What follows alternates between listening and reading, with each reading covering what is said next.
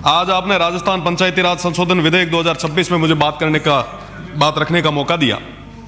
सबसे पहली चीज तो आज के समय में सरपंच एक्सपेरिमेंट करने के लिए एक साधन हो चुके हैं। कोई भी एक्सपेरिमेंट करना सीधा सरपंचों पे करें। आज यहां पे पिछले 2 साल से मैं देख रहा हूं, हमेशा शिक्षा को बढ़ावा देने की बात होती है। जब बढ़ेगा इंडिया तभी तो बढ़ेगा इंडिया, शिक्षित राजस्थान, तमाम चीजें। पर बड़ा दुख होता है कि हम इस तरीके के प्रयास कभी नहीं करते कि हमारे असेंबली, हमारे पार्लियामेंट में पढ़े लिखे लोग आए। मुझे लगता है कि प्रदेश की सरकार को एक कदम उठाना चाहिए। एक सिफारिश चुनाव आयोग को, केंद्र की सरकार को करनी चाहिए कि आने वाले समय में लोकसभा और विधानसभा के चुनाव भी वही लड़े जो ग्रेजुएट हो। आप कदम उठाइए, प्रदेश की जनता आपके साथ में रहेगी, पर कम से कम करें तो सही। छोटी मोटी कोई चीज होती है आप सीधा सरपंचों के गले में डाल देते हैं। आज एआई की बात हम करते हैं, रोबोटिक की बात हम करते हैं, पढ़ाई की बात हम करते हैं, पर पढ़ाई को लेके हम डिसीजन लेने की बात मुझे लगता है कि बहुत कम कर रहे हैं। तो मेरा निवेदन है सत्ता पक्ष से कि आप कम से कम ऐसा जो एक प्रयास है वो जरूर करें। साथ ही साथ एक चीज, आप बिल ले आए, बढ़िया किया, अच्छा काम किया, पर एक महत्वपूर्ण चीज जो आपने छोड़ी है, लंबे समय से जिसकी मांग चल रही है, ईडब्ल्यूएस को इसमें जगह देने की, उसको लेके कभी कोई चर्चा नहीं हुई। इस बार 2023 के चुनाव में सत्ता पक्ष को 41% वोट मिले और विपक्ष को 39%। 2% वोट, ये जो मार्जिनल वोट है जिन्होंने इस तरफ बिठाया है, ये कौन लोग हैं? ये वो आर्थिक रूप से कमजोर, चाहे राजपुरोहित समाज हो, चाहे आर्थिक रूप से कमजोर ब्राह्मण समाज हो, चाहे जैन समाज हो, चाहे राजपूत समाज हो, चाहे कायस्थ समाज हो, ये तमाम लोग लगातार प्रयास कर रहे हैं कि साहब ईडब्ल्यूएस को पंचायती राज में व्यवस्था दी जाए ताकि पंक्ति में जो अंतिम व्यक्ति है उसको भी जगह मिले। आज सब पैसे वाला आदमी तो बड़े धड़ल्ले से चुनाव लड़ता है, क्या आपको नहीं लगता कि उनको हमें जगह देनी चाहिए? तो मुझे लगता है कि आप अगर केंद्र को लंबे समय से मांग चल रही है, संसदीय कार्य मंत्री जी पता नहीं क्यों इस मामले में ज्यादा इंटरेस्ट, रुचि नहीं दिखा रहे हैं। मुझे लगता है कि अगर देंगे, 100 से ज्यादा विधायकों ने लिख के दिया है, तो एक बड़ा मैसेज जो है वो जाएगा। साथ ही साथ सरपंच लंबे समय से परेशान हो ही रहे हैं। आप एसएफसी एफएफसी के पैसे जो हैं वो अभी तक नहीं दे पाए हैं। मेरा निवेदन है कि उनको आप समयबद्ध तरीके से दें। महानरेगा सामग्री का भुगतान 31 मार्च से पहले अगर बकाया राशि देंगे तो निश्चित रूप से काफी फायदा जो है उनको मिलेगा।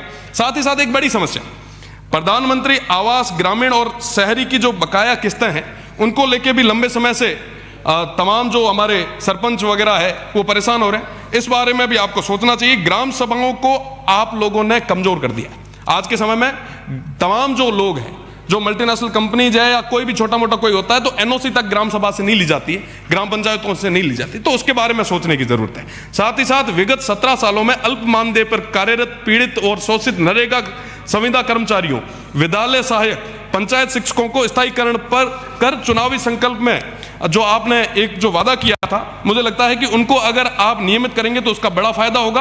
ग्राम रोजगार सहायक, डाटा एंट्री सहायक, लेखा सहायक, कनिष्ठ तकनीकी सहायक, एमआईएस मैनेजर, विद्यालय सहायक और पंचायत शिक्षक, ये सारे लोग लंबे समय से प्रयास कर रहे हैं कि साहब कैसे भी करके नियमित करें, पर उनको लेके भी हमने कोई अभी तक नहीं की। आप ये डिसीजन, आप जो नियम लाए हैं, आप जो विधेयक लाए हैं, हम स्वागत करते हैं, पर साहब इनके बारे में भी तो बात करनी होगी। आज के समय में मैं माननीय मंत्री जी को बताना चाहूंगा कि मैं इंटरनेशनल बॉर्डर से आता हूं।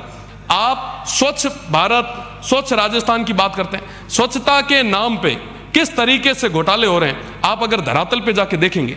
रामसर में, मैं एक आपको स्पेसिफिक अर्ज कर देता हूं कि रामसर में तमाम चीजें हुई, हमने उसके लिए आपको पत्र भी लिखा। आप इन तमाम चीजों में देखिए, जनता का पैसा है, वो जनता के हित के लिए लगना चाहिए। आज के समय में इन विषयों पे बात होगी तो इससे जो रिजल्ट है वो हमें देखने को मिलेगा। साथ ही साथ ईडब्ल्यूएस की मांग साहब 100 से ज्यादा विधायक लिख चुके हैं, क्यों आज तक पूर्ति नहीं हो पाई? तमाम लोगों को वरीयता देने की जरूरत है। वो 2% लोग जिन्होंने आपको सत्ता में बिठाया है, क्या उनकी बात नहीं मानी जाइए? आज रे समय मीना माँ मेरो बियान माँ पुरुषनाली तो ही भूखा रे भूखा, हाल भी थे अगर नहीं दे पाओ तो साहब वो लोग के जा है, वो लोग किसके पास जाएंगे साहब? आज साथ ही साथ एक बड़ा जो मैंने स्टार्टिंग में रखा, पढ़े लिखे जनप्रतिनिधि आने चाहिए ताकि ज्यादा से ज्यादा युवाओं को मौका मिलेगा। आप एक विधेयक पास करें, आप एक रिकमेंडेशन भेजें, केंद्र की सरकार को भेजें, चुनाव आयोग को भेजें कि कम से कम ग्रेजुएट लोग जो है वो यहां तक आए। मैं माननीय सभापति जी को भी बधाई देना चाहूंगा कि उन्होंने भी अभी 12वीं पास की है और वर्तमान में आप जो ग्रेजुएशन के लिए जो मेहनत कर रहे हैं, मैं आपको उसके लिए खूब खूब बधाई देता हूं। बीए पास की है, एमए पास की है। और इस तरीके से अगर आने वाले समय में पढ़े लिखे लोग आगे आएंगे तो निश्चित रूप से ये राजस्थान आगे बढ़ेगा, ये देश आगे बढ़ेगा। और इन तमाम विषयों पे बात करने की जरूरत है। साथ ही साथ हीट वेव और पानी की कमी पश्चिमी राजस्थान में बहुत ज्यादा हो रही है। आज के समय में माननीय मंत्री जी यहां विराजे हैं, 50 डिग्री से ज्यादा टेम्परेचर होने वाला। आज की अगर कंडीशन में बात करूं, हाँ मैं एक ही मिनट में, माननीय 40 डिग्री से ज्यादा टेम्परेचर कल का था और दिन ब दिन ये बढ़ेगा।